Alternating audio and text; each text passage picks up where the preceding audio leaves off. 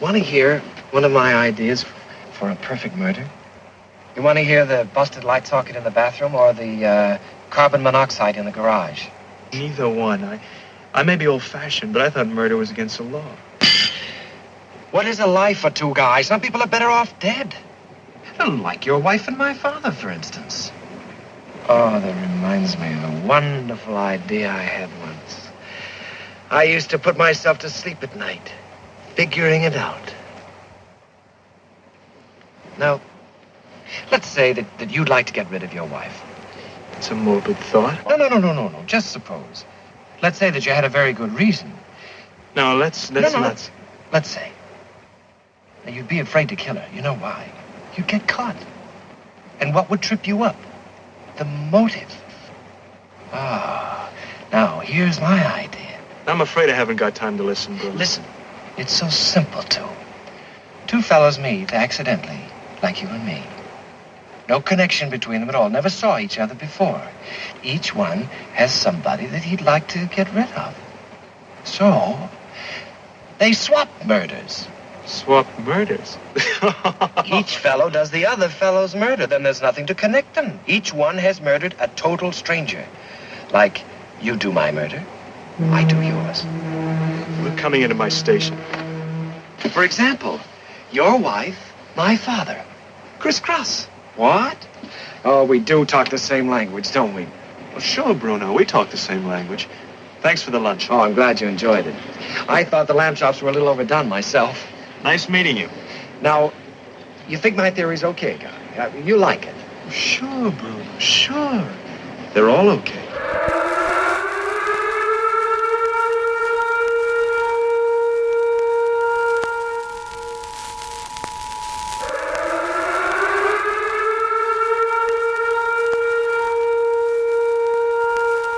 This is the emergency podcast system. This is not a test. Movies are bombing all over the country. They are posing as movies you already know. They may already be in your theaters, your neighbor's home, or even your own. Do not panic. Specialists have been dispatched. They will help you identify these pretenders and defend you against this invasion of the remake. Please stand by for further instructions. Welcome to the Invasion of the Remake podcast. I'm your host, Jason Bishop, and of course with me today, as always, is Sam Stepanenko. I am here, and I will not be getting on any trains anytime soon. Really? Because I have this plan for a perfect murder. I don't know if you want to hear it. Perfect murder? I don't know there's such a thing.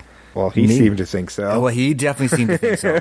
But he was nuts. He was definitely nuts because, yeah, today we're going to be talking about the Alfred Hitchcock classic Strangers on a Train, and we're going to do something a little different because Strangers on a Train was a very influential film.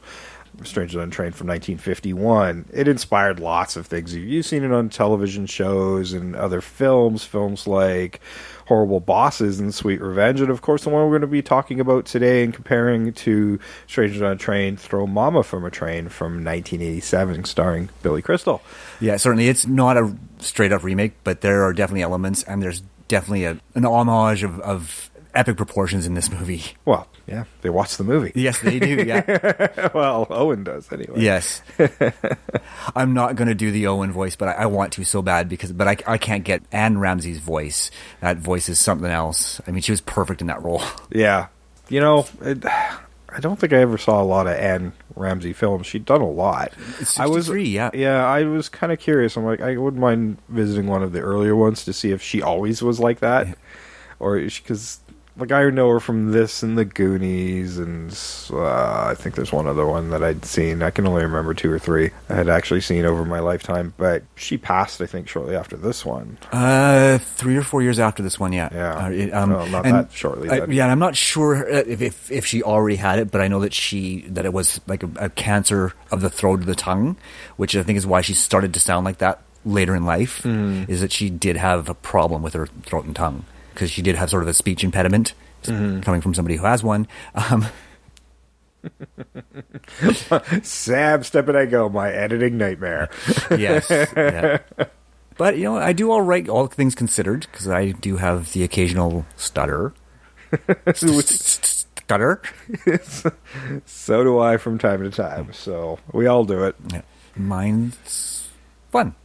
Until I hit the editing room. And no wonder you get the fuck out of here. Yeah, I don't want to be here when you edit. No. Son of a bitch! Hey, I've edited myself, and first thing I did after I did it was text you. And, I'm a nightmare. Actually, my words were, "I'm a fucking nightmare to edit."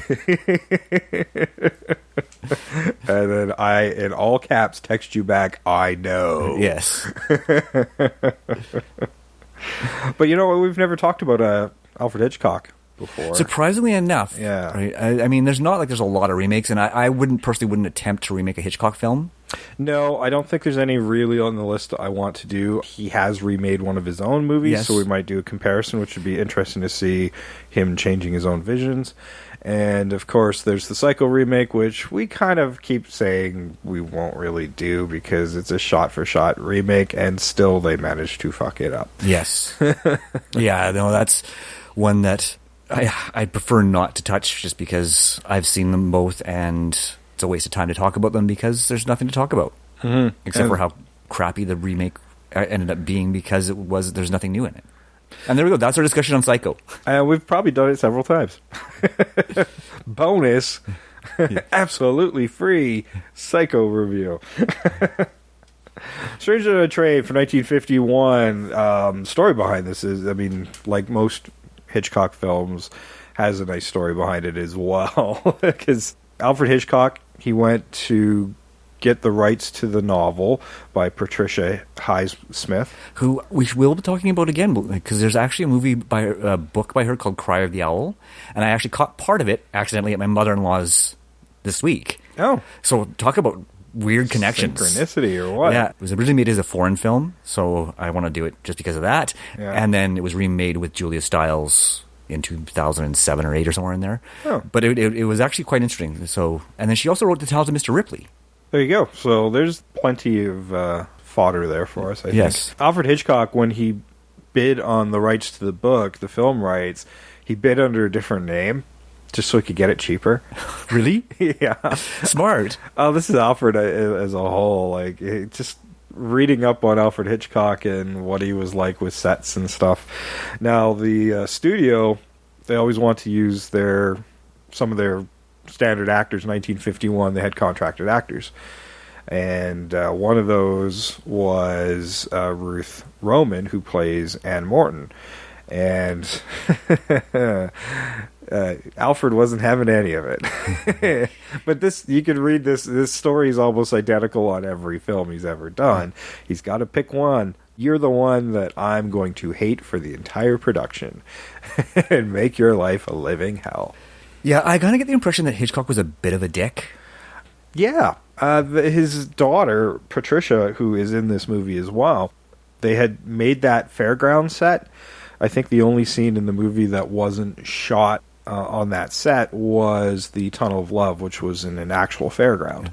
Otherwise, everything else had been built for this film. And she's terribly afraid of heights, so Alfred's like, hey, I'll give you $100 to go around the Ferris wheel. On a set. On a set. I mean, these are working things. They brought in a real Ferris wheel Yeah. to create the illusion of the... Okay. Yeah, so reluctantly she's like, okay, I want $100. Yeah, especially 1951. It's a fair chunk of change. Yeah. So she gets on top of the Ferris wheel. Once she's at the top, Alfred has the guy running the wheel shut it down in complete darkness for about 5-6 seconds or so, just to try to get... I don't know. In his mind, he was probably trying to help her face her fears. Maybe. I'd like to think so. But more likely, it was just... Because he thought it was funny. He thought it was funny. Needless to say, she was traumatized and was not happy. And she didn't get paid. Seriously? She didn't get paid. That's cold. And you know what? I will say that I really enjoyed her performance in this movie, too. I thought she was pretty good. Yeah. She was entertaining. She was kind of the humor, the humorous aspect of the movie for a lot of it, I found. She was really good at bringing that lightness into those moments when she was on screen. Yeah, and she is also the kind of gateway to guilt for the murderer in this movie. Yes. When she was cast, to avoid that nepotism thing, they never talked about it when they weren't on set. and he treated her just like any other actor, would criticize her performances, etc. So she got a lot of respect for that. And she did get to direct her father in his brief cameo. Did you catch it? Yeah, with the cello. Yeah, yeah, with the actually, I think it was a bass guitar. Or was it cello? It was a cello. Bass? Yeah. Something like that. But yeah, he was getting on the train earlier in the film. To be honest, I almost missed it because, I mean, I'm much younger, slimmer Alfred than I'm used to seeing because I'm used to the later cameos. Yes, where he's all tummy. Yeah, he was a much more rotund man. Yeah, he was robust. Stranger on a Train. There was a lot of people involved in the script on this. The adaptation was written by Whitfield Cook. The screenplay is mainly credited to Raymond Chandler, who wrote a lot of the Marlowe novels, and lots of films have been based on his works. And this would actually be his last screenplay, because him and Alfred did not get along, and they were two extreme personalities, and Raymond being the heavy drinker and outspoken dude, he thought this was a silly little film to begin with. And wanted to concentrate more on characters and motive, where Alfred's was more about the set pieces and less about the dialogue. So there's lots of clashing in ideals. And eventually he would look for a new writer in Ben Hecht, who couldn't do it, but recommended his understudy, who'd never written a screenplay before. That was Senzi Ormond. This is pretty much her screenplay, but Raymond Chandler's name... Initially, Alfred wanted it removed, but he drew tickets. Yeah. I mean, it's Raymond Chandler. And yeah, Ben Hecht, he does get recognized in IMDb as an uncredited screenwriter, so I'm guessing that he probably did some review of his understudy's work to make sure that she was on the right track. Mm-hmm. And there's a connection there, because he also has an uncredited screenwriting credit.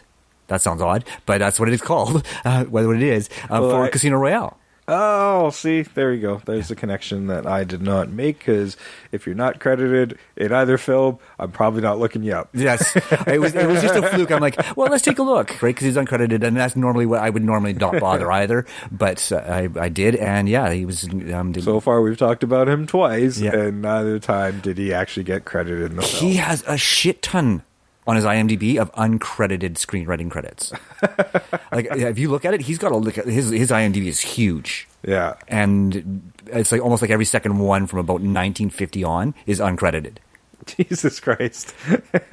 Hey, we got an idea. Can I roll it by you? Yeah. Sure. Do the treatment, and just review our treatment and we'll pay you, right? Which is probably why it still shows up on his IMDb, because he did get paid somehow. Yeah, it was probably some sort of script review. Yeah. Yep. But yeah, that was episode 155 if you want to catch it. Well done. I didn't catch that one. Of course, directed by Alfred Hitchcock and starring Farley Granger, who we first talked about in episode 186 just a couple weeks ago. A little more than a couple weeks ago. About a month ago. Yeah. They Call Me Trinity. Yeah, that was a pleasant surprise. Mm-hmm. Robert Walker plays Bruno Antony, the murderer in this film. Sadly, he died shortly after making this film, about 8 months after this film was completed. But just like a week after its release, he passed away. This is his penultimate role, because he did have one more that came out posthumously. Yeah, which is a shame. He's a talented dude, and it was just allergies due to prescribed drugs that he had, and it was just one of those avoidable tragedies if people had been paying attention to what his allergies were. I suppose. Well, that and alcohol. I mean, he was quite inebriated when they gave him the medication. Sounds like a combination then. Yeah, unfortunately, a very common tragic Hollywood death is the mixing of prescription medications and alcohol, or just the mixing of prescription medications. Ruth Roman, who's the studio-appointed love interest, and Morton. You can see her in Great Day in the Morning. Leo G. Carroll was her father's Senator Morton. We actually did talk about him before. I couldn't find it. I was sure we had, but I couldn't find it. Episode 183, We're No Angels. Oh, good Lord. I don't know how I missed that. Yes, fairly recently. We're seeing a lot of really recent connections in this one. Yeah, it was just unintentionally, for sure. Patricia Hitchcock played Barbara Morton, and she's also in Psycho, and, of course, the daughter of Alfred. Actually, the only living person remaining from this film. Interesting. As well, and also the only heir to Alfred's fortune. Casey Rogers was Miriam the main character's bitch wife. Oh wow! You know, I really want to talk about her quite extensively. Actually, right? That's not her real name. That's her stage name. Mm-hmm. She took the name Casey because she was actually a really good softball player, and she hit the ball really well. So they, as a teen, they called her Casey from Casey at the Bat.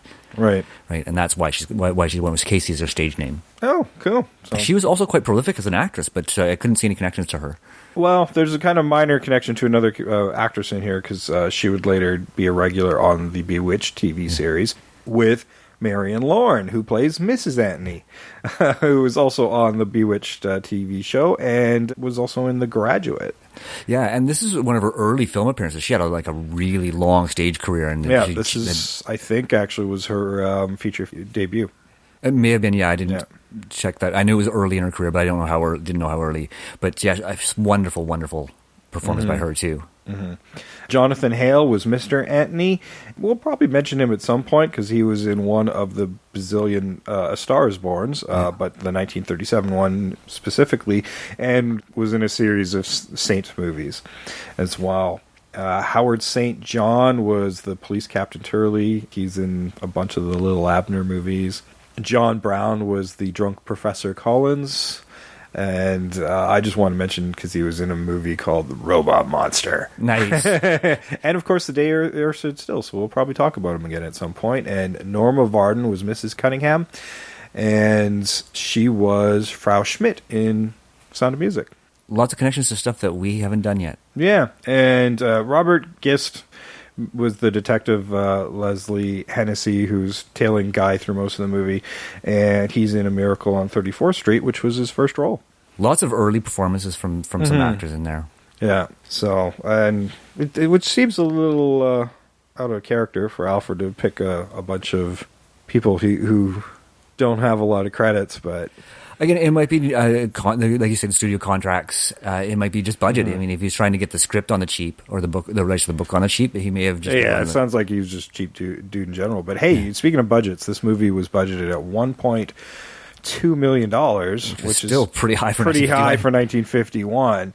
And it grossed $7.63 million in the U.S. Now, adjusted from 1951, just because that doesn't sound like a lot. But let's put it in 2019 standards. So the budget in 2019 would be about $11.8 million. That's pretty reasonable. That's pretty reasonable, considering he built a fairground. Yeah. So people were getting paid very well. The gross, just in the U.S. alone, would have been almost $75 million. That's a good return. That's a very good return. Yeah, especially on a quirky little film like this. This isn't the type of film where you would get a huge audience today, because it's not a blockbuster. It's a smart thinking film, and there's a lot of dialogue, very little action happening. Well, Alfred was coming off a string of bombs, to be honest. Even though they've aged particularly well, things like Rope that came before did not perform well. So this was one of his first hits in quite a while, if not ever. You always forget how far back Hitchcock's career goes, because it's like 1928, I think, was his first short film, and he moved right into features shortly thereafter. Right? So he's already 20 years into his career when he makes this movie.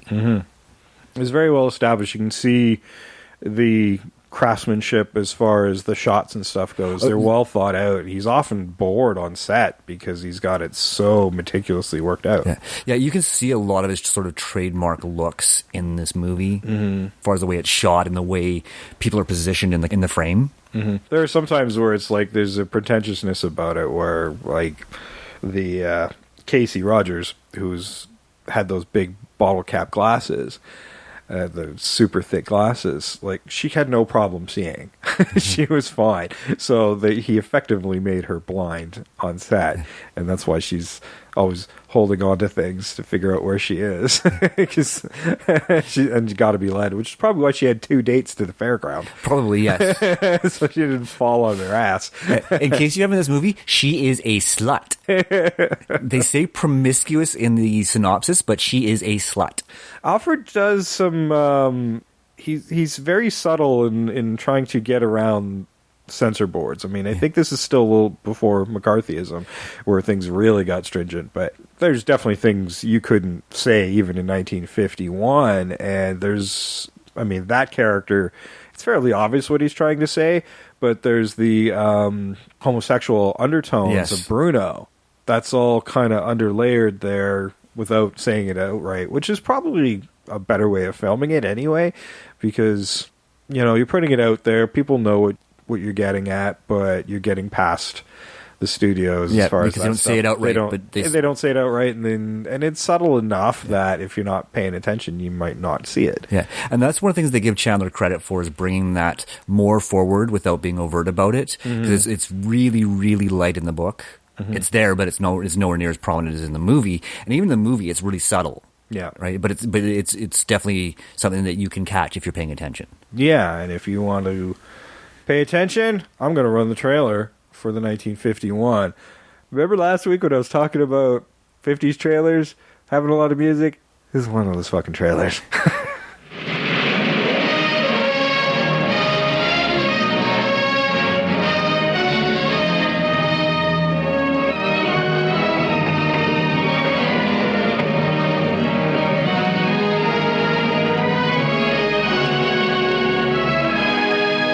Two fellows meet, like you and I. No connection between them whatsoever.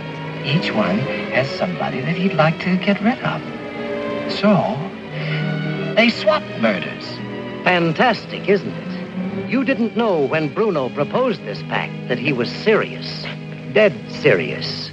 You had made the mistake of speaking to a stranger on a train. And now, wherever you go, whatever you do, you find yourself dominated by his evil presence. And you, Bruno, to you, killing was the answer. Murder without clue, without motive. The perfect crime. Too perfect. And Anne, life looked very attractive to you, until the love in your heart became gripped by a terror that drew you deeper and deeper into this vortex of conspiracy.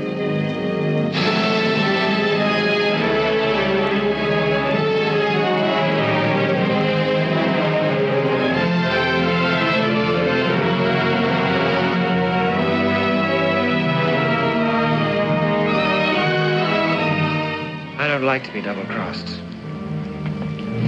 I have a murder on my conscience, but it's not my murder, Mr. Haynes. I wonder if you know how much I love you. Brazen woman, I'm the one to say that.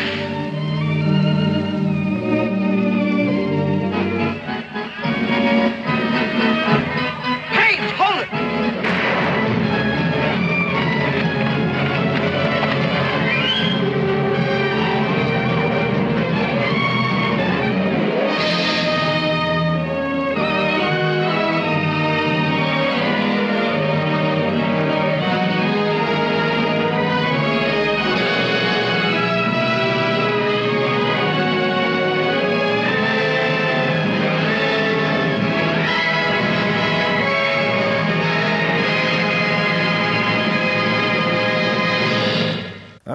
Strangers on a Train. So let's get into this. You know what? I didn't really like this movie. I wanted to. I really wanted to. I was looking forward to it. I grabbed my Alfred Hitchcock collection, and then I was already bitter when it wasn't in it. Yes. I got a text. Like, I got this big Alfred Hitchcock collection, and finally get to dive into it. And what's not in it? Strangers on a Train. The one that you need to watch. I'm like, son of a bitch. You know, it's funny because Val came down. She's been busy doing some other things, so she didn't get a chance to watch it with me. But she came down about 10 minutes before the end, and she says, "I'm really sorry I didn't get to watch this with you." And I said, "It's okay. It's fucking boring." Mm-hmm. It is. It's so paced. It's paced so slow even for a Hitchcock film. The pacing is so slow and plodding, and I understand what they're trying to do, but by today's standards, it just doesn't stand up the way I expected it to. No, it doesn't age as well as maybe some of the other Hitchcock films. It's certainly a classic, and there's lots to like about this from a filmmaker point of view. Yeah, and the story's still entertaining. It's just it just felt plodding. They could have knocked about 10 minutes off. And there's a bit of silliness that I would have thought would have been silly even in 1951. I mean, if you're planning a murder of your father and you want to do this perfect murder, you're stalking your favorite tennis star, And like, this dude tells everybody about his perfect murder plan of crisscross. Yes. I'll do your murder and you do mine. And this tennis star is having issues with his wife, who he wants a divorce from, who's been cheating on him. And is pregnant with another man's child. Pregnant with another man's child. He's already met somebody else he's very fond of and would like to move forward. And whose family is very fond of him. Yeah. And so he just wants out, and then she sees money. Now, like, his tennis career's taking off, and there's like endorsements and celebrity stuff. Like, and she's a malicious bitch, since she doesn't want him to be happy. Yeah. So, needless to say, he's kind of angry about her too, and he even made a public scene which fits into the movie really well. It does, because he's seen kind of holding her, looking like he's kind of strangling her, but it's more of a shake. Yeah, but he's being physical with her. He's being physical, and he's yelling things like, "I want you dead." Yeah. Like, why don't you just die? I could just strangle her. Her. Coincidentally, is how she ends up dying. She does get strangled to death. Yeah, there's one movie poster with Alfred Hitchcock holding up an L into the Strangers part of the logo to make it Stranglers. Nice. I'm going to look for that. Yeah, I got to find that too. That might be a good one to use as part of the image for this episode. Yeah. Yes, I think so. This one has some really great images, like the posters. When I was looking for information on it, some of the posters look really cool. So we could have some fun with the. I love 50s posters in general. They're really cool, and they're really easy to work with too. Yeah, so there's a kind of a nice setup there, because sure, he's going to be a suspect in his wife's murder, and of course the only alibi he had at the time of the murder was this drunk professor on a train that he talked about, who didn't remember him. Well, and I like the way that they sort of translated that over to the throw mama from the train. In both cases, the killer who's doing this stuff forgets to take into account alibi. Yeah. Right? And making sure that his alibi is alibied. Yeah. Right? Because Billy Crystal is bemoaning his fate on a beach all by himself the whole time that his ex-wife is getting quote-unquote murdered. Yeah.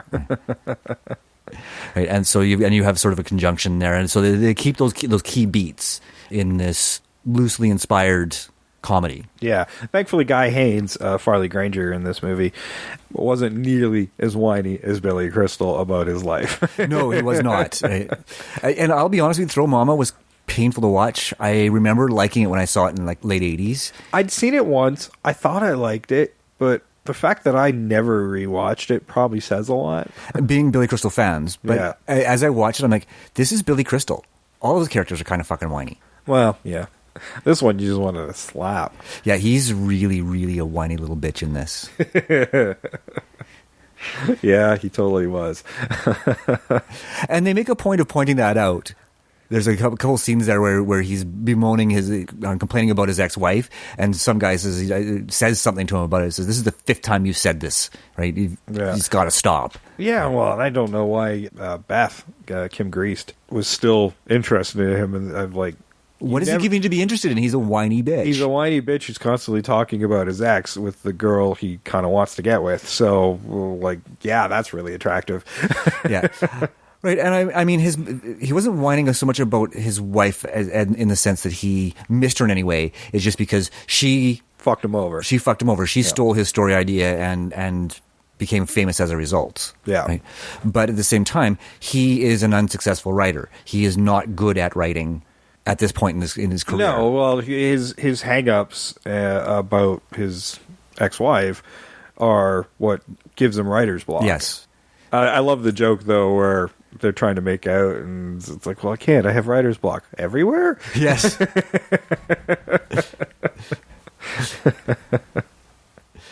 Yeah, that was a good line. Actually, Kim Greist is one of the finer points of this film, to be honest with you. Yeah. Right? I mean, her performance, who didn't really have a big career, her body of work is quite small. She delivers every time you see her on screen. Yeah. No, she certainly stood out in the few times she was on screen. I mean, she's fairly prominent in there, but she doesn't really drive the story forward. No, and she doesn't in any of the other movies that we've seen her in. Yeah. Just a love interest. Yeah. Like every other movie we've seen her in. But she delivers in all of them. Yeah. So back to Strangers on a Train. Yes. If you don't know how that one goes, there's the whole Bruno brings up his perfect murder crisscross bit, and in his brain, that was like a conversation that we agreed upon. Let's do this thing. Come on.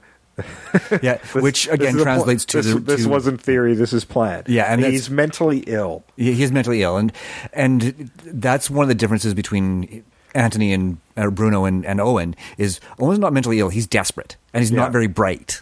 Yeah, right. He's very much childlike, and he mistakes what Larry says to him as being an agreement. Yeah, right. And he's never really tells Larry what the plan actually is. If you're paying attention, he just keeps going crisscross, right? He says, "I'll take care of yours, you take care of mine," right? Without really, outright stating it. Yeah, and he's almost assuming that they were at the movies together when they weren't. Yes, right. Just because Larry told him he should watch Strangers on a Train, to sort of learn how to tell the story. Yeah, because of motive, and if you're writing a murder mystery, you need to take the alibi away. Yes. That was one of the things he was trying to teach. Yes, and it's a great example of how it's done wrong. Because it is done wrong. If you're paying attention, this is not a good example of how to commit a murder. This is the exact opposite. Yeah. Right? Because there's so many mistakes that Anthony makes that ultimately do put Guy in the spotlight, but at the same time, in the end, exonerate him. Yeah, well, I mean, that one little bit where Guy lends Bruno his lighter and doesn't get it back. Yes. So that's evidence that can be planted. Which was dropped and was laying in the grass at the time of the murder, but at the time, he didn't want to implicate his buddy because, like, I'm doing your murder, you doing mine, and crisscross. Exactly. Right. But it's a failsafe for him later on because he never breaks his story. No, he never does break his story. Even at his dying breath, he never breaks his story. No, it's only when the evidence plummets out of his hand. Yes. And the interesting thing about this story is the fact that, and it happens in both movies, where he defeats his own purpose by continuing being in contact with Guy. Mm-hmm. Right? And the whole idea was, it's like, you do your murder and then you're done and there's no connection between the two of you. Yeah. But he keeps creating this connection. Yeah, I mean, Guy's been questioned already about the murder of his wife, and he's being tailed by the cops who haven't been able to make any evidence to stick on him at all. They like, okay, he's a person of interest, but right now, we can't. We don't have any evidence on him, but even though his alibi is weak. His alibi is a little weak, but by all accounts, he didn't do this. Yeah. And then along comes this guy. Well, how do you know Bruno? Yeah. And, who's constantly inserting himself into Guy's life. He's trying to get Guy to hold up his end of a deal that he never agreed to. Yes. Yeah. Right. And to the point of giving him a map and a key and a gun. Yeah. It's like, and everything that he does just creates more of a connection. Yeah. Right. Like it's like he lost the plot of his own plot. Mm-hmm.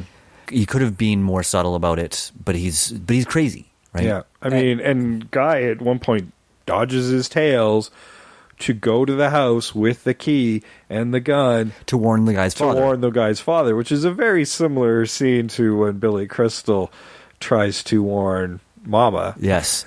Owen's Momma. To a completely different effect. To completely different effect, yes. Yeah, Billy Crystal wakes up on the floor a lot during that section of the film. Well, Owen wasn't waiting to find out what was happening. Like, there's Bruno in his father's bed. Yes. Waiting for Guy. Somewhat creepy. Yeah. He's creepy. He's absolutely creepy. And it's a very similar character to the one we see in Psycho. Very similar, yes. A more softer character, but really ominous. I love the tennis match. I love the tennis match. Well, the first time Bruno's at the tennis match, and everybody's watching the ball, and their heads are going back and forth in this cartoon manner. It's hilarious. But his eyes never Bruno's never leave Guy. Guy. Yeah. Again, there are all these aspects that make Hitchcock's filmmaking the masterpieces that they usually are. Yeah. And I mean, this one is rated really highly, and people are going to disagree with this and say, well, no, it's a great film. But if you watch it You know, carefully, it's not as great as you might think it is. Yeah, like I'm with Raymond Chandler on this one. It's a silly little film. It doesn't. I mean, in my mind, the whole thing doesn't really work. Like, I mean, Bruno's telling everybody about his perfect murder scenario. Everybody. I mean, that first conversation, he's like, I used to put myself to sleep with these ideas of murder. I'm like, okay, psycho. Yes, and there's that scene where he chokes out that lady at the party. Granted, that was his own guilt. This is after he's killed Miriam. And Patricia Hitchcock, her character Barbara Morton, has similar glasses and similar height to Miriam, so it reminds him of the moment, and he gets lost in his head. Yeah, either through guilt or just that moment relives in his brain when he sees her. And this certainly unsettles Barbara as well. Well, it does, and I mean, this is where he should have been arrested, because regardless of his motivation, it's assault. Yeah. It's attempted fucking murder. Right, it was a conversation they were having, and she's like, "Oh yes, let me see how you would do it." Yes, I mean, she gave him permission to lay his hands on her neck, but he should have been arrested. But he should have been arrested. And this was a party that guy was at, and cops would have been very close. Yes, they were just outside. Exactly. So one of the flaws in the film, and a lot of these things that they do to create tension don't flow as well as I had hoped, and didn't create tension for me, except for the final tennis match. I got tense there. Right, the final tennis match where he has to win it in 3 sets, and that worked. Yeah, because I mean, has this obligation to this match for this big tennis thing, and by this point, Bruno's like, "All right, you're not doing my murder. You're going down for yours." Yeah. And he's going to plant the evidence back at the murder scene. It's folly after folly as he's trying to get back to the fairgrounds. Yes, the whole thing with dropping the lighter down the storm drain. He's got really stretchy arms. He does. And thin. And very thin, because I mean, I'm skinny. There's no way I could have got my arm down that far down into that storm drain. And I mean, there were enough people that they could have lifted it off. I know. All the people fascinated with this guy trying to get the cigarette lighter. Like, wow, how boring were the 1950s that this was a big scene. Well, and yeah, that's another example of a scene that didn't really work for me in this movie. I mean, but granted, Bruno was making a scene as well. Yeah, he was. And I mean, it was kind of... If he couldn't get it, and if it washed away, everything was done. Yes. Yeah, there's no way that he can essentially frame Guy for the murder. Yeah, unless he still had the broken glasses and planted it at Bruno's apartment, which he didn't, because he gave them to Bruno. Bruno actually had them. Or Guy actually had them. Guy had them. Yeah, Guy actually had them. I'm sorry. Yeah, and that which is also very odd. I mean, because again, he keeps creating these connections. Yeah, right. And instead, why did you give the broken glasses? I mean, maybe it was evidence of the murder of Miriam. So, yeah, I did this. But now you're planting evidence of the murder onto the guy who's not supposed to have evidence of the murder. Yes. It shows the level of Bruno's obsession is... It's not as well thought out as he thinks it is. Well, that's exactly it. Is he keeps defeating his own purpose. Yeah. Right? He keeps establishing these connections. But at the same time, I think he's trying to get leverage on Guy to get Guy to do what he wants Guy to do. Oh, absolutely. Right? Because... I think he knows that Guy doesn't really want to do it and has no intention of doing it. Right from the get-go. He knows that he never really obtained agreement. Right, so now he's trying to bully him into doing it. Mm-hmm. And he's obsessed with Guy in his own weird way. And we talked about the homoerotic undertones and all that. But oh, yeah, he knew everything about Guy. Yeah. In trying to bully Guy into doing what he wants, is he, I keep saying it, but he undercuts the intent of his own murder plots. Right? Because he keeps establishing that fucking connection. No, I mean, he's not that smart, but he's certainly scary in his obsession. Yes. And I mean, he is intelligent, but his obsession defeats his intelligence, which is quite common, right? Is somebody can be highly intelligent and they get obsessed with something, and it becomes so overpowering that your intellect gets overwhelmed by the obsession. Yeah. Right? And that's what's happened to him. Yeah.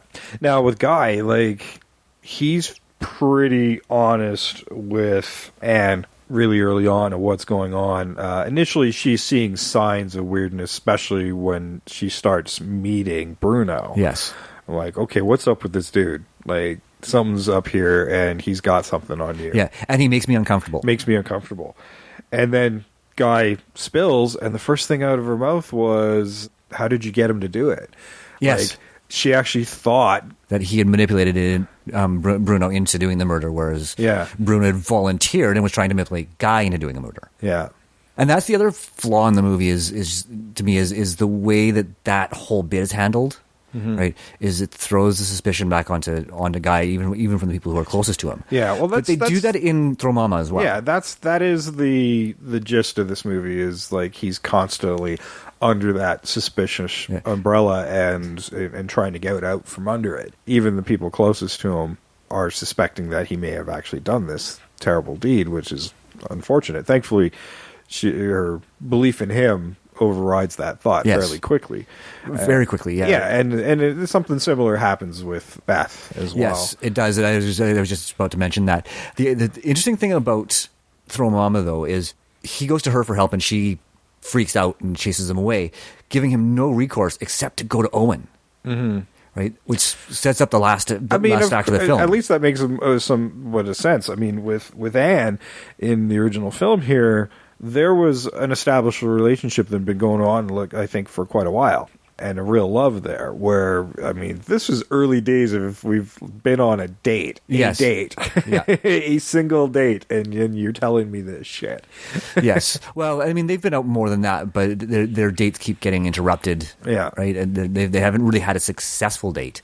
Or have they? I can't remember. I think they actually have been. They have moved on to the point of intimacy by this point. Well, I mean, there was the kid train, which was kind of an interesting homage to the original film, where they're making out on the train, and that was the whole writer's block all over bit. Yes. Well, meanwhile, just a couple cars down, there's Owen munching on a bag of chips, watching the show.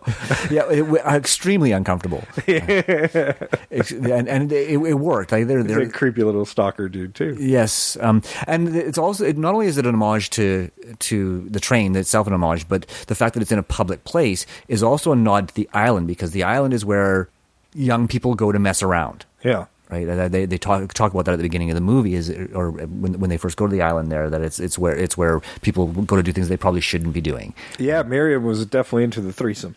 Yeah, she was. Wow. I mean, you always forget that. I'm like, Alfred, you're risque. Yeah.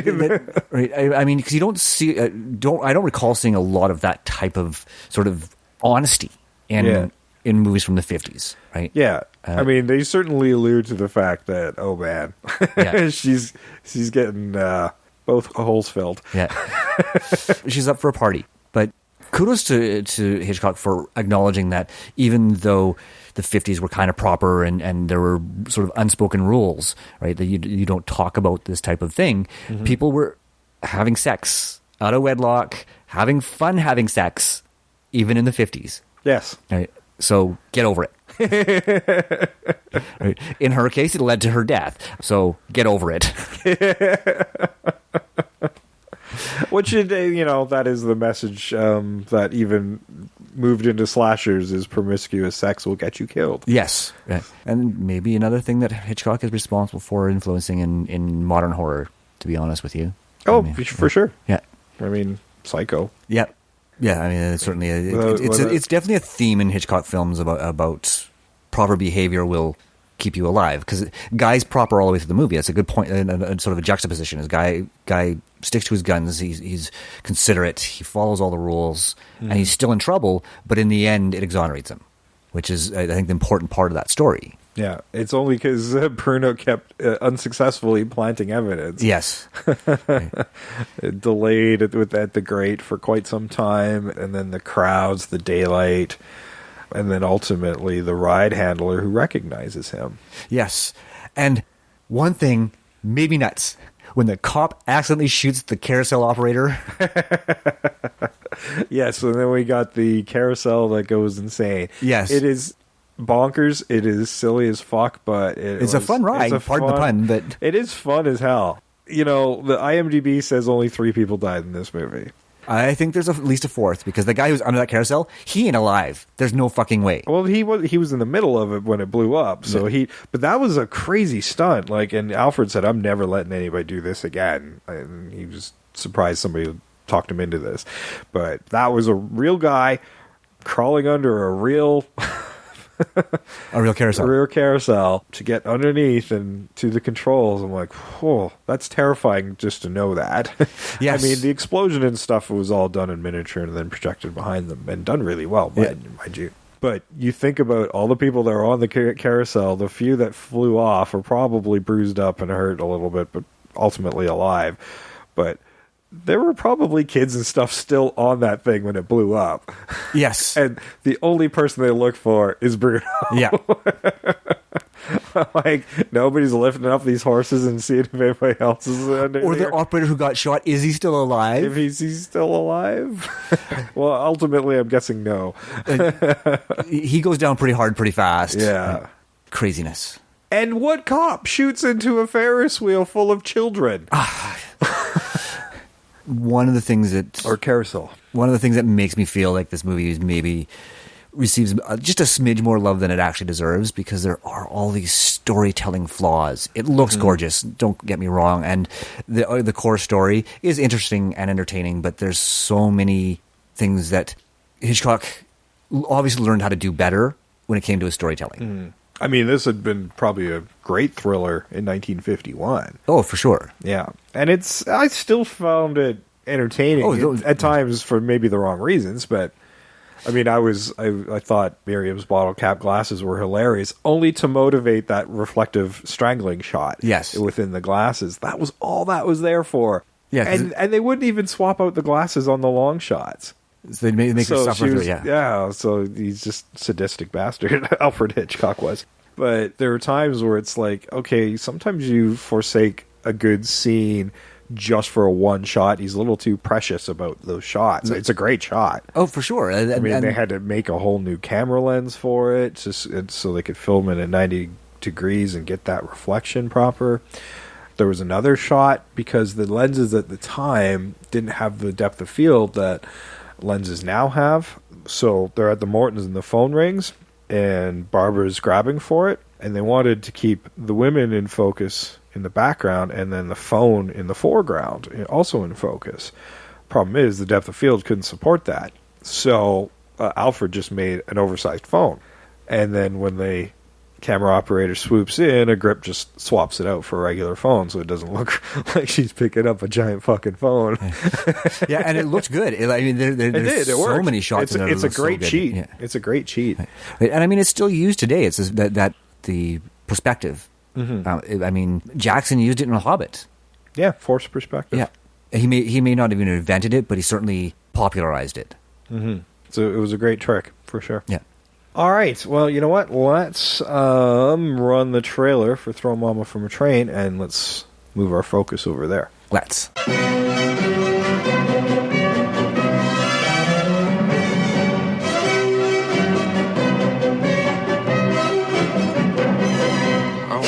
You've got to get it through your thick head. I may be a lot of things, but I am not a killer. You don't have to blow her brains out or anything. Thank you. That takes the pressure right off. She's old. She's got a bad ticker. All you gotta do is jerk around a lot when you talk to her. Nice to meet you, Mrs. Lifts. Evan, what the hell's going on out there? We woke her up. Nothing, Mama. Who's this? This is Cousin Patty. He's gonna be staying with us for a while. Isn't that nice? You don't have a cousin Patty. You lied to me.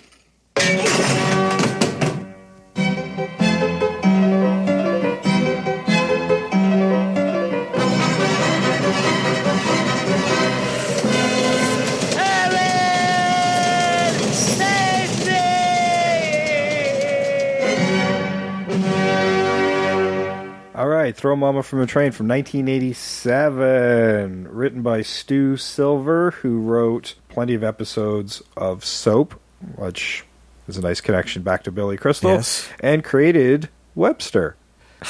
I know, we're old. Yes. I remember Webster. Oh, I certainly remember Webster. I liked Webster. Was that the spinoff of Silver Spoons, or was it the other way around? I think it was the other way around. I think Silver Spoons was a spinoff of Webster. I don't recall, but they were connected somehow. Yeah. Budgeted at $14 million. It did fairly well in the U.S. and making almost $58 million That's at the not box bad. office. I mean, Billy Crystal was definitely a big commodity at the time. Well, this is sort of the start of him becoming a bit of a commodity, because it was still fairly early in his film career. He'd been a regular on Soap and on SNL and all that stuff. Well, yeah, maybe a hot item. Yeah. Like, you could see stardom here. Yes. And they were definitely trying to make that happen. Despite kind of what I think is a mediocre comedy at best, it did well. Yeah. Did well enough. It certainly didn't derail his career at all. Huh? Get it? Yeah, well done. Thank you. It was directed and starred Danny DeVito, who we last talked about in episode 178. Last Action Hero. Last Action Hero, correct. That was not the one I thought you were going to miss. Oh. He was also in One Flew Over the Cuckoo's Nest. Oh. Episode 54. Well, that was a case of I didn't have room to write down two. That was okay. I'll give you that. Okay. Billy Crystal, we of course talked about in episode 149, Running Scared, which we all loved, and you should definitely listen to that episode. Kim Greist, we've talked about a couple times. Yes, we have. We talked about her at episode 99, Manhunter, and episode 162. Chud. That was a good episode. It was a good episode. And and we were talking about how much she owns the screen when she's on it. Even in that shitty film, she was good. Hey, I love Chud. Fuck off. I didn't say I didn't love it. It's still a shitty film. It is a shitty film that I love. Yes. Anne Ramsey's obviously most famous for being in The Goonies. Everybody loves The Goonies. And we've never talked about her before. No. It was nice to pull up this kind of 80s icon. Yes. Kate Mulgrew, who we just talked about just last week. Yeah. was in 189, Remo Williams, The Adventure Begins. Yeah, and I suspect that's probably like when we were figuring out what we were going to do for this week, and I threw out Throw Mama from the Train. I think Sean even mentions it in the episode. Possibly, and I just sort of stuck in my head, and I didn't make the connection until I started watching. I'm like, oh fuck, I know why I recommended this or suggested this one. Yeah. But it was she plays Margaret, the also bitch slutty wife. Yes, the ex-wife, and she is slutty and really bitchy. Yes, she is so good at really bitchy. Yes. It was weird seeing Branford Marsalis in this, though, as somebody who's more famous for being the band leader on The Tonight Show with Jay Leno than more than anything else. He's definitely more famous for his music than his acting abilities, and watching this, you can see why. Yes.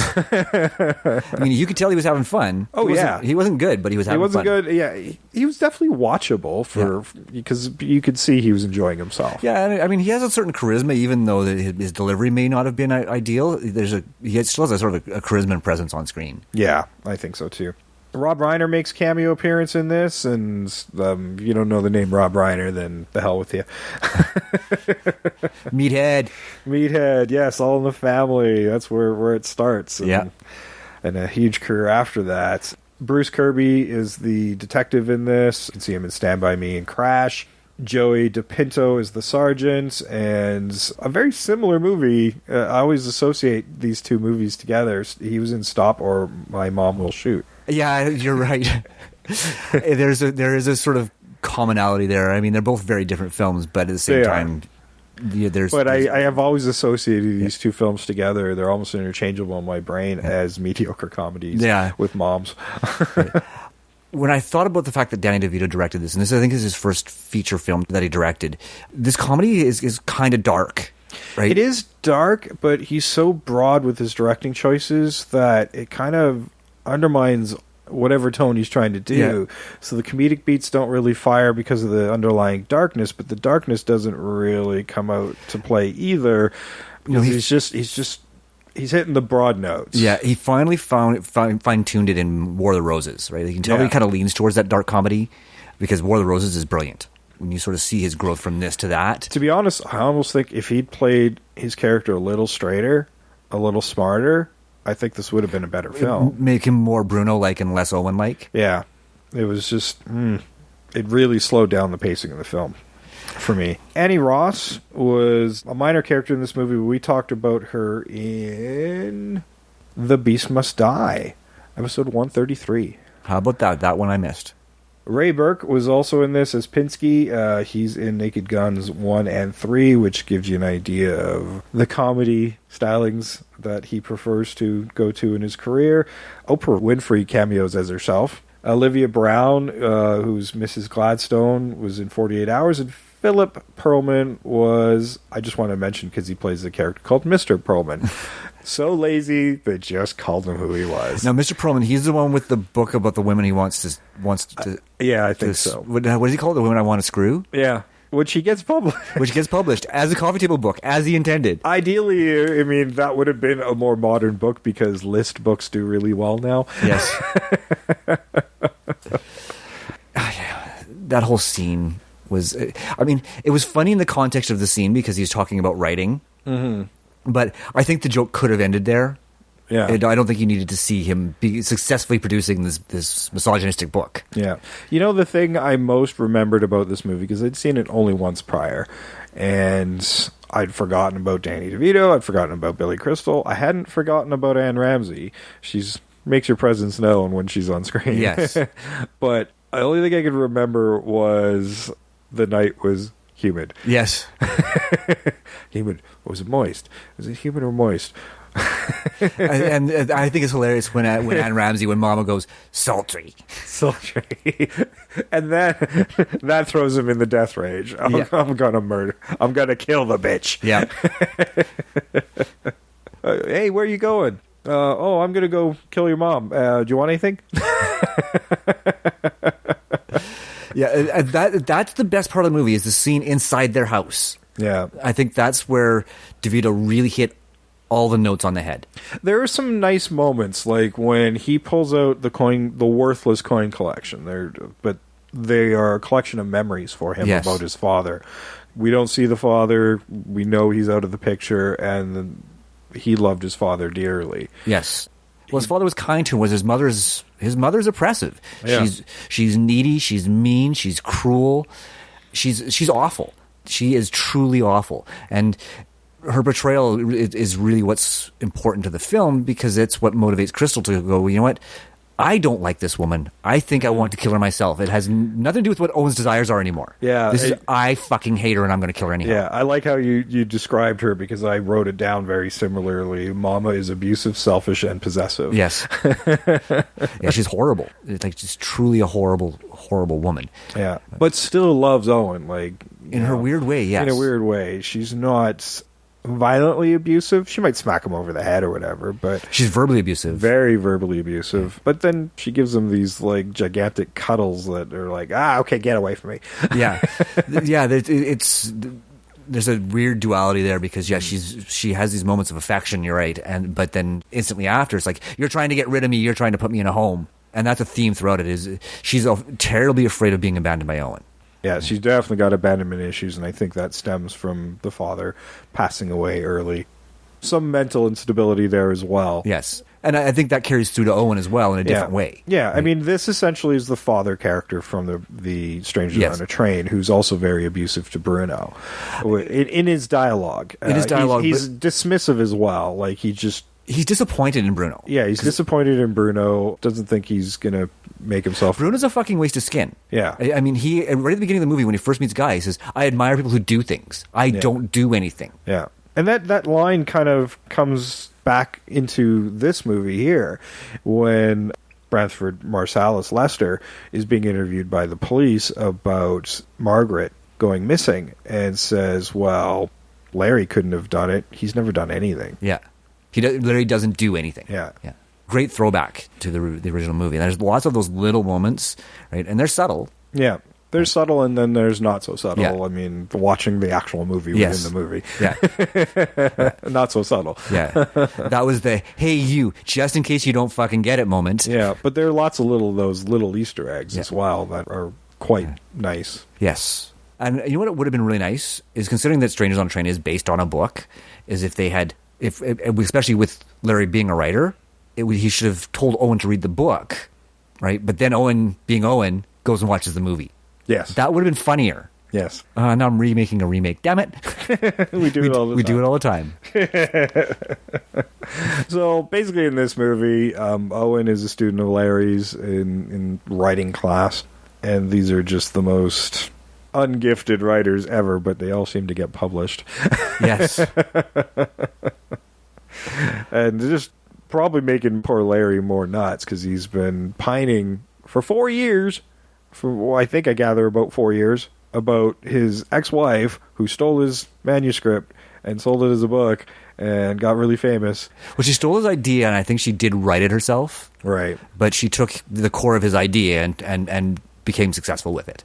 Well, he does say she can't write herself out of a paper bag, so I was getting the assumption she just stole it. Because he does say, I wrote that. That's mine. Yeah. You know that. He tells his agent, who was Rob Reiner. Who fires him because, they signed his ex-wife. And signed the ex-wife. Well, she sells books. You don't.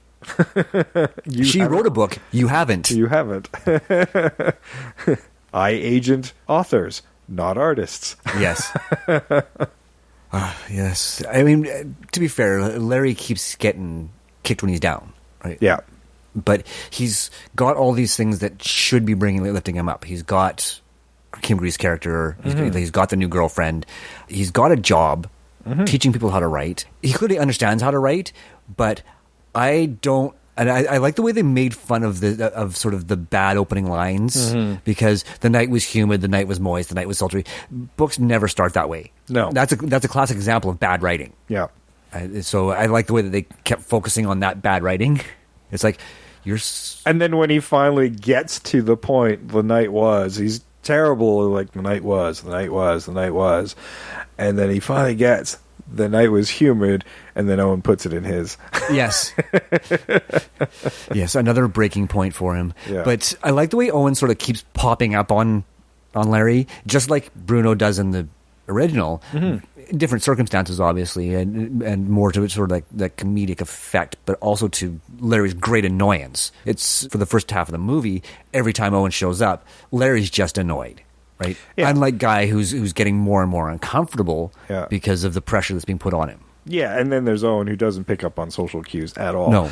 But it also has that very public moment. This was in the cafeteria of the school, mind you, but with Beth. But when he has that freak out a moment about his ex-wife and says, like, just kill her. Yeah, I wish she was dead. I wish she was dead. Yeah. And that's also planting the roots of the idea within Owen's head, who actually goes to Hawaii. And books a plane ticket under Larry's name, which baffled me. It was funny. Yeah. There's a plane ticket in my name. Yeah, so even though he could place himself, I was like, okay, I was here. And then when he interrupts Lester post-coitus, and his girlfriend there, that was Mrs. Gladstone, and she's like, well, wait a minute. If you were here, you feasibly could have flown into Hawaii and come back in that time. And just completely deconstructs the alibi. Yes. Yeah, which was funny. There's some really great dialogue writing there to sort of tell the story and make Billy Crystal's character, or make Larry, that much more afraid of what's going to happen. Yeah, and it's just Owen's ineptitude that kind of leaves the evidence trail. Yes. Now, what really happens is she's banging the gardener. She runs off to go on a boat to Hawaii, I think. Yeah, taking a ferry from one island to another. One island to another. And she's obsessed with her diamond earrings, and one of them fell off her ear over the edge. Which is the throwback to the lighter. The lighter. Yeah. And she's reaching over, and then we cut back to Larry. So we're not sure, but Owen's taking credit for her going overboard. And I love the bit where he's like, goes to push her, and then her ass is up in the air, and his hands kind of change position. Yeah. Like, all right. You're making it easy for me. Yeah. So did he do anything at all or not? We don't know. That's part of the thing about the movie. Yes. But there's such an underlying innocence. I don't think that you ever really believe Owen when he says he had done it. Because she was situated so that it could have so easily been an accident, right? Yeah, just taking credit for an accident. Yeah, but it also sets up the whole the whole story is her death, one way or the other, or disappearance in this case, at this point, fills the whole rest of the story out. Right now, Billy Crystal's under suspicion for the disappearance of his ex-wife. Yeah. In fact, one of the best devices I think in this movie that work actually quite well are the Owen's dream sequences of killing his mother. And I wish they'd done it a few more times.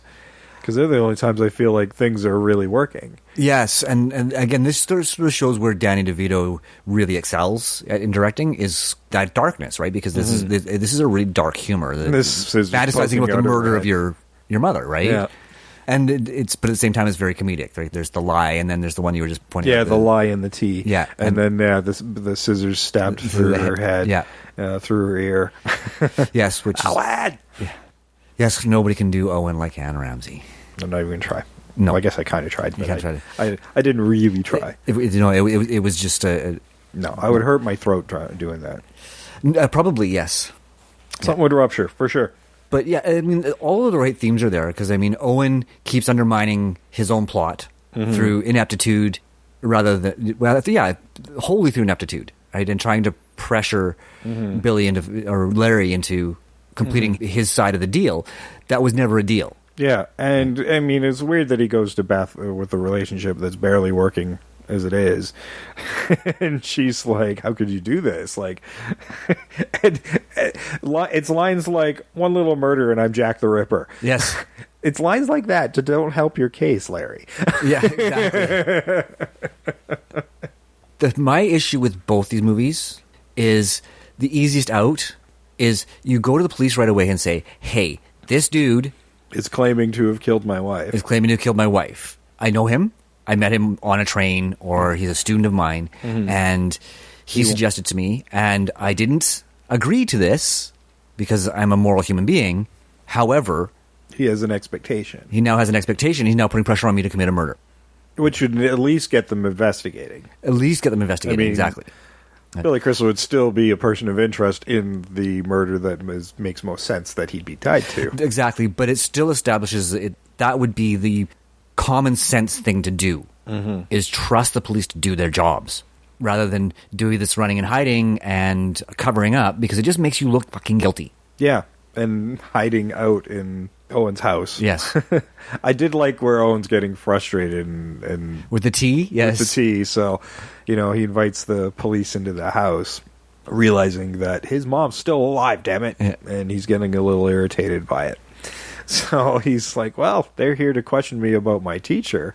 There is a great bit where he sticks his head into the pantry and he goes, he sees Larry and goes, hi. And the look on Billy Crystal's face is like, what? Yeah. He's like, no, hi, T. I like to say hi to things. Yes. Making Owen look even more special. Yes. I would have probably changed the line to hi, T. That's what we call it in England. Exactly. The mother country. Right. I mean, the rest of the scene was clumsy, right? With the, well, can you give me this tea? Oh, no, I have some here. Oh, can you give me this? Oh, no, I have some here. No, I changed my mind. I want this instead. Clumsy. But yeah. Yeah, it never comes off funny. No. It doesn't really create tension. No, like most of this movie, some of the things that were supposed to create tension didn't quite land. I mean, you could see what they were trying to do, but it didn't quite land for me. Yeah. Well, even like the rigged door, they were trying to rig an accident. Yeah. So, Momma always hangs her house coat on this hook leading to the basement. So they took out the hinges on hinge pins on the door, hoping that she would fall down. It doesn't make a lot of sense because you're not putting any weight on the door. Billy was supposed to push her into it, I think, because Larry was supposed to sort of bump her into it so that she would hit the door and then go down. Right. But of course it doesn't work because a comedy of errors. Yeah, well, it wound up being a bit of a Wile E. Coyote moment where nothing happens, and then he's like, presses on the door, and then he goes down with it and then takes a header into the water heater. Yes. And another thing that made this, that kind of took away from this film, is there's some great witty dialogue. Right, but then there's also and your friend's dead. Get him, go bury him in the backyard before he starts making a smell. Yeah, exactly. I'm like, whoa, what is with your mom? Yeah, she's a cold woman. Right, that is improper disposal of a body. Yes. Yeah, it's like, well, if your friend died accidentally, then you call the police. Again, Yeah. call the police, call the police, call the police. Yeah. That's what their job is. Yeah, especially this person. Well, I guess she didn't know he was the accused murderer yet. No, at this point she didn't. But yeah, there's all these moments where you've got sort of this really witty dialogue, and then you have something that takes away from it with the sort of this visual comedy, right? And visual comedy can work, but sometimes when you have really great dialogue, you shouldn't mess it up with visual comedy to me. And that's. But the problem is they didn't really have either. They had moments of great dialogue. There was definitely moments. Yeah. But the visual comedy didn't compensate for the weakness of the dialogue either, right? Because the visual comedy was kind of weak too, for the most part. The end scene where they're holding Mom upside down at the back of the train there, that was kind of funny. Yeah. And she's just running down the train. There's a murderer on the train. There's a murderer on the train. Yeah. Yeah. And I mean, considering the movie's called Throw Mama from the Train. Yeah, you don't get the train until right at the end. Until right at but the you end. know what? It's Strangers on a Train, and that train is the first 10 minutes. Yes. Yeah, so they just moved it to the end instead, but yeah. Right. But yeah, I mean, on the whole, I mean, I see what they're trying to do, and I would say, like, in terms of quality of film, they're on par, right? I mean, you've got sort of a mediocre thriller and a mediocre comedy. Yeah, I wouldn't at this stage. I definitely wouldn't put Danny DeVito at Alfred Hitchcock's directorial capabilities. No, not by any means at all. I mean, rating wise, these don't come close in my mind. Okay, yeah, I wasn't fond of either one of these, but yeah, Strangers on a Train, heads and tails above Throw Mama from a Train for sure. As far as filmmaking, yes. Yeah, the filmmaker in me is very happy watching this movie, but there's definitely times where I'm getting really annoyed with Bruno and some of the dialogue. I'm like, and just the situations where they're just not making a lot of sense. Yeah, and that's what I mean in terms of storytelling quality. I would put them on par. Yeah, IMDb gives Strangers on a Train 8.0 out of 10, and Rotten Tomatoes gives it a whopping 98% critic score and 92% audience score. You know, sometimes maybe we just don't get what other people do because. Yeah, well, I mean, we don't have the nostalgia behind us, right? That's true, and I mean, I keep saying this all the time, where nostalgia really drives our, and we get, or trust me, sometimes I see it in the comments sometimes, where, especially on YouTube, where they're not getting what we're doing, but when we discuss these movies or they don't agree with us, but it's like having done this many of these at this point, I'm like, you kind of have to take nostalgia out of it to make a proper judgment. Yeah, and like I said, and we're not belittling the film in the sense that it's not a worthwhile film to watch. It's just absolutely is a worthwhile film to watch because it influenced so much. Yeah, and there are great qualities about it, but on the whole, it is definitely not Hitchcock's best work. No, and I'm not sure it deserves a 98%. No, again, I think people are being a little too precious about Alfred Hitchcock in general. In this, like this is not one of his better movies. I mean, I wouldn't call it a stinker. No, it's definitely not a stinker. But and I wouldn't call it a bad movie. I mean, I'm sure it was absolutely fantastic in 1951. Just there's so much of it as far as evolution of storytelling that just doesn't work anymore. Exactly. Now, Throw Mom from a Train has a 6.2 out of 10 on IMDb and a 62% critic score, so bang even, and a 54% audience score on Rotten Tomatoes. And I'm comfortable with those. I think that's about right for Throw Mama. Yeah. I mean, I would still... Stranger to a Train, I would definitely rate higher than that. Just for the filmmaking more than anything else. Yeah. Right, because it is an absolutely beautiful watch. Yeah. Right, as far as visually, I still think. And there's some good performances in there. Oh, for sure. Yeah, absolutely. I think Patricia Hitchcock was pretty great. I think Alfred Hitchcock's concerns about Ruth Roman were well placed. Yes. She does come off a bit stiff. But at the same time, you're not going to get a great performance out of somebody you're tormenting on set. And that's exactly, that might be a self-fulfilling prophecy there. Yeah. Robert Walker as Bruno. I guess, he likes characters like this, and I see what he was trying to do there, but again, I think that was problems in the script. Where I did not take to his character, but I'm not supposed to. He's the bad guy. He is the bad guy. I liked Farley Granger quite a bit, though. Yes, I did too. I think that he played his character exactly the way he needed to be played. Yeah. This is performances, filmmaking. Like I said, I would give it that 98%. Mm-hmm. Storytelling, I would give it maybe a 73, 74%. Yeah, I think I'm right in the same ballpark with you.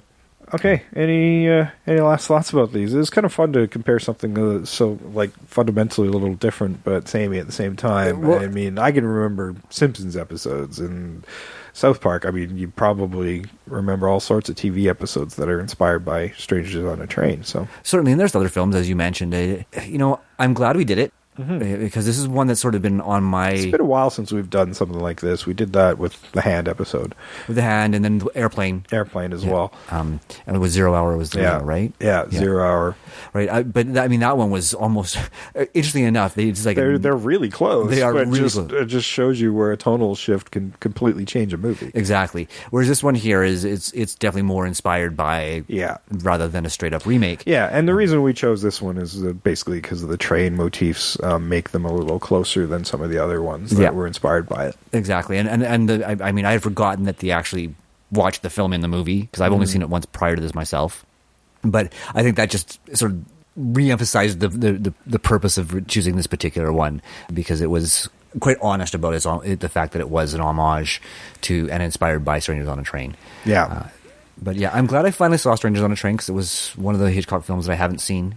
You know, I wasn't, and to be fair, I still don't know if I'd seen it or not. I watched a lot of old black and whites with my family and my grandmother when I was young, and I don't remember all of them. But I certainly remembered that final scene with the carousel. Yeah. So I have seen bits of it, if nothing else.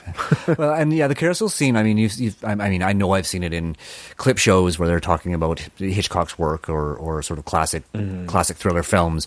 So, I mean, in all else failed, I know I've seen at least parts of it, but I know I've never seen the movie in its entirety until this viewing. Right? Ironically, that entire scene was stripped fairly faithfully from a different book that nobody got credited for, because the novel ends very differently, apparently.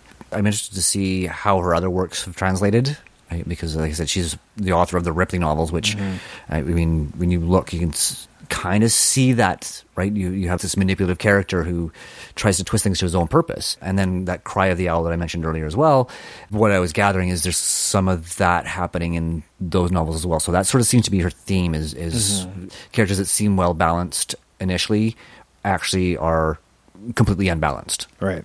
So I'm interested to sort of review at least that Cry of the Owl at some point. But as far as these movies go, I'm happy to have done them. I don't know that I'll ever watch either of them again. Yeah, I'm kind of with you there. I can maybe see myself revisiting the Hitchcock, possibly, but I don't ever really want to see Throw Momma from the training camp. It's funny, is because Val normally watches at least one of our movies with me so she can do the vid trigger. She did not this week due to some other commitments. But when we first were talking about it, she says, well, I'll watch Strangers on a Train because I fucking hate Throw Momma from the Train. So she remembered not liking it. So there's that, and that's about as much as you're going to get for future. Fair enough. That's pretty good, though. Oh, the horror. We're going to HorrorCon again this year. Hopefully we'll get some good coverage for you, and you should go to HorrorCon too. HorrorCon is in Calgary on June 22nd and 23rd with a VIP party happening on the 21st that you can also attend and buy tickets towards. We had a lot of fun last year going to HorrorCon and getting some interviews and just walking around and being horror fans as well. So we highly recommend you hit it up if you're in the Calgary area in June. You can buy your tickets online or at my shop, Words and Pictures, here in Calgary, and all Video Game Trader locations as well. Special guests are featuring guys like Jason himself, Kane Hodder, Edwin Neal from Texas Chainsaw Massacre. A lot of Texas Chainsaw Massacre guests this year, so if you're a Texas Chainsaw fan, you want to check it out because Bill freaking Moseley's going to be there. Yes, we're going to gush later. We gushed last week. I think we gushed the week before. No gushing this week. Just Bill Moseley. Bill fucking Moseley. Yeah, and then there's Danny Lloyd from The Shining, and CJ Graham, another Jason, is going to be there. And we did interview last year. We did talk to him last year. So don't expect it to happen again this year. No. I like to mix it up. Bob Elmore, Alex Vincent from the Chucky movies, and Christine Elise from the Chucky film franchise as well as 90210 and ER.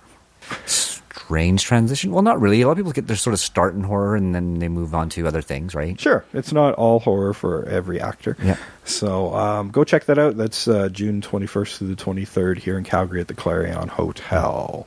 Yes. It was a fun time last year. And we can also get you some sweet deals on some other tickets. Go to seatgiant.ca or seatgiant.com and check out the plethora of tickets they have available for sporting events like NFL football and Major League Baseball, and the NHL playoffs are starting to wrap up.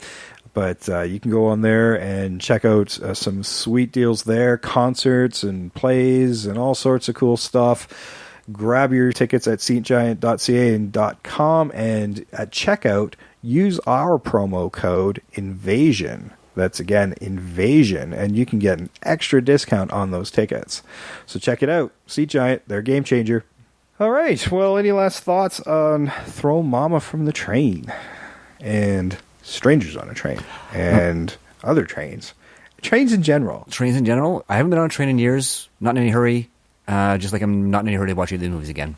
Mom, if you're listening, can I please? She's got this amazing train set that she's had forever, and she's never let us touch it. Me and my brother. And I want to build it so badly, because it's an electric train set. A classic electric train set. Yeah, and it's got the trees and the buildings, and I want to put it together. It's probably worth a fortune now. Probably is. I don't even know what brand it is, so you train enthusiasts, that might bug me. I don't know. I don't have any answers for you. Yeah, but I mean, if she's had it since we're a kid, then it's probably a collector's item of some sort, and it's never been set up. Nope. Well, sometimes I think a little bits and pieces got set up. I do remember some of it being out, but very rarely.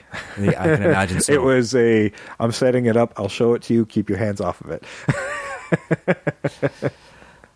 So, moms and their toys. Yeah. That's a train I'd like to throw her off of. Oh. She wouldn't go very far. It's a tiny little train. It is a tiny little train. So it doesn't sound as bad when you put it into perspective and visualize Force it. perspective? Force perspective. There you go. The force perspective. We've wrapped it back around. Because we do shit like that. And I want to force your perspective by throwing you over to our social media sites. If you're not following us on our social media, what the hell's wrong with you? We're at Invasion Remake on Twitter, Invasion the Remake on Facebook and Instagram, and Invasion the Remake at gmail.com. When you're over at iTunes and your other platforms, do us a favor, drop a 5-star and a short review. That would be great. We'd love that. That'd be a nice little gift for the free podcast we've been giving to you for nearly 200 episodes. We're getting there. We're getting there, folks. The countdown to 200 is starting to happen. Yeah, yikes. Right? That's mind-boggling, because that's an episode every single week, and that does not include special episodes. Yeah, those Christmas little specials that we drop. No, that our episode number and counting, only numbering happens on full episodes. So, holy crap! That's a lot of content for free. So you give us a little thank you by giving us a 5-star rating and a short review over on iTunes. That would definitely help. And you can also tell your friends where to find this show as well. Help that audience grow and spread the invasion. We're on, of course, iTunes, Apple Podcasts, Google Play Music, TuneIn Radio, Player FM, Blueberry, iHeartRadio, Stitcher, and even frickin' YouTube. Frickin' you, son of a... We're over there, too. We drop every Tuesday over on all the podcast platforms, and every Thursday over on YouTube, just to annoy the YouTube people, to drive them over to the Tuesday crowd. Not the best platform for us, if you want to listen to an audio platform, but that's fine if you want to stare at a picture for an hour and a half to 2 hours listening to our fine, sultry, and sometimes moist and humid voices. That's fine. Humid, moist. Who is it? One of our friends is made uncomfortable by the word moist. I think it's Dooley. Oh, I think you're right. I think Dooley had a problem with moist because it's hard to say moist without your mouth being moist. Yes, and it's just something about the word made him uncomfortable just to begin with. I'm not sure why. There's an underlying problem we will have to solve. Or not. Or not. Maybe not. If you're listening, Mike, we love you. We miss you. Moist. He misses you and it makes him moist. Moist. Should I say that? Moist. Oh, see, now I see why he has a problem with it. Because I'm cruel? Because the way you say it. Yes. All right, well, we're getting off this train. Ba-dum-bump. Until next week, I've been Jason. And I am always Sam. And we are out of here.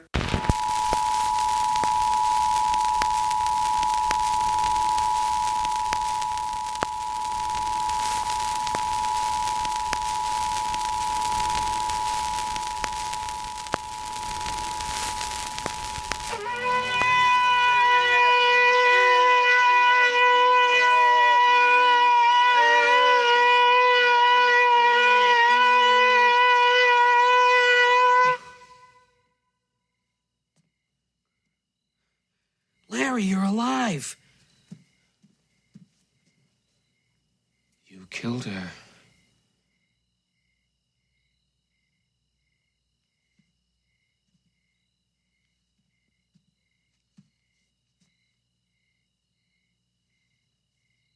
Holy shit! What a dream I was having! Louis Armstrong was trying to kill me! Mrs. Lift? Get away from me, you horse's ass!